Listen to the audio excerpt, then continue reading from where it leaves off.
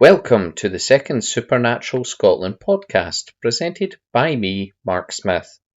Please like my page on Facebook where you can send me suggestions for locations or share your own stories, which I would love to hear and may use in future podcasts. You can also view my videos on YouTube. Scotland is ancient, and you could throw a dart at a map and find somewhere haunted or with a spooky story. Join us as we discuss some spooky places and the strange creatures of Scotland.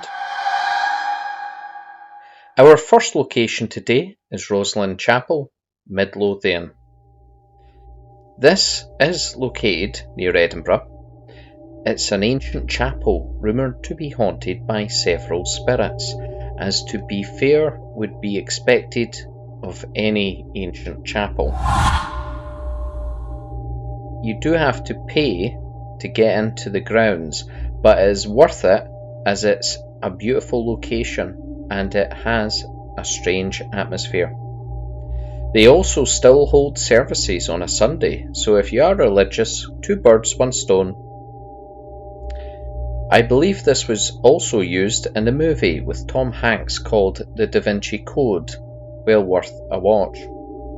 The chapel is also decorated inside and outside with the Green Man, and you can try to find all around about 100 of them on the grounds.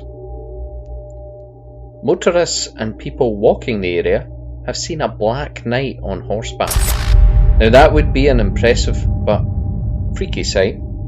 The story goes he was killed in battle hundreds of years ago. And of course, no old haunted location would be complete without a lady in white, who has been known to freak out tourists over the years.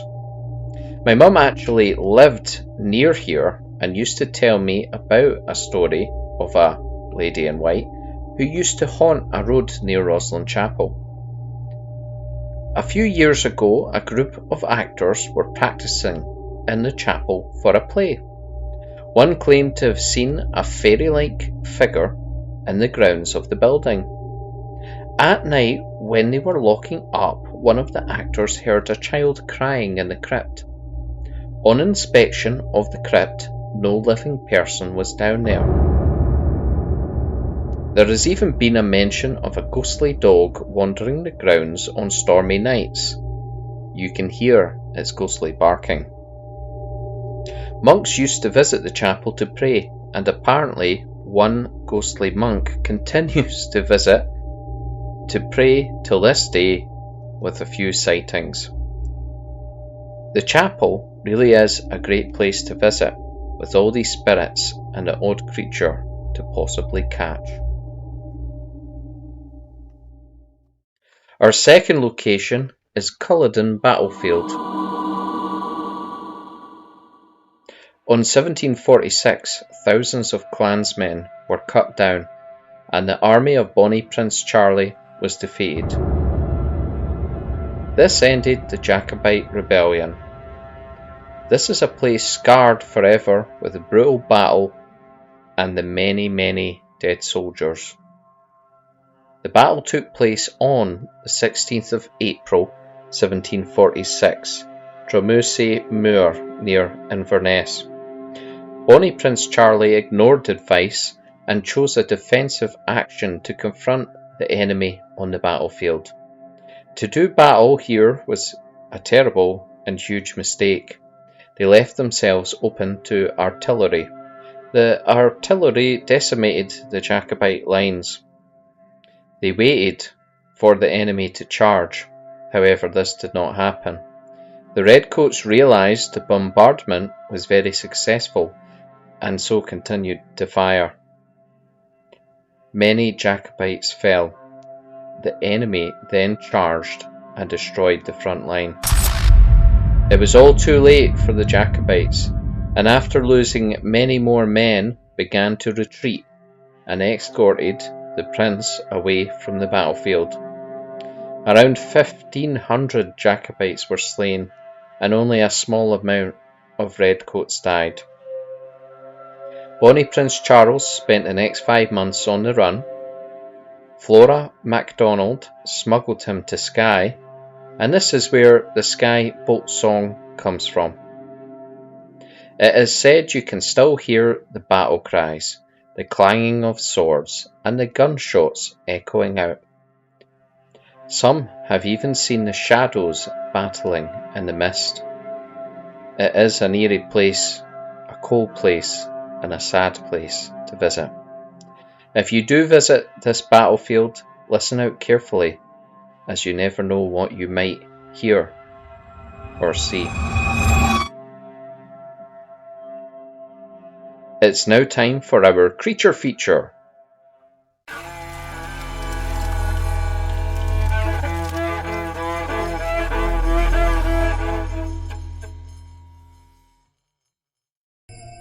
Let's talk will-o'-the-wisps.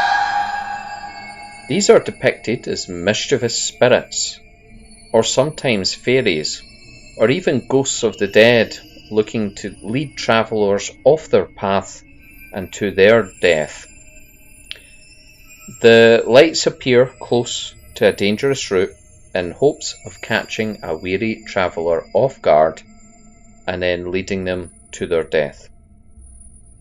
They often appear as fiery light at night, which may look like a candle or lantern. Some believe them to be lost souls, or even the devil himself tricking travellers. Others believe them to be an omen of a tragedy. Some may recognise them from the Disney movie Brave. In this movie, in typical Disney fashion, they are shown to be kind and helpful. However, in Scottish folklore, this is really not the case. So if you happen to go off the beaten path and get lost, be careful of any candlelight you may see out there in the darkness or fog, for it may be a will-o'-the-wisp.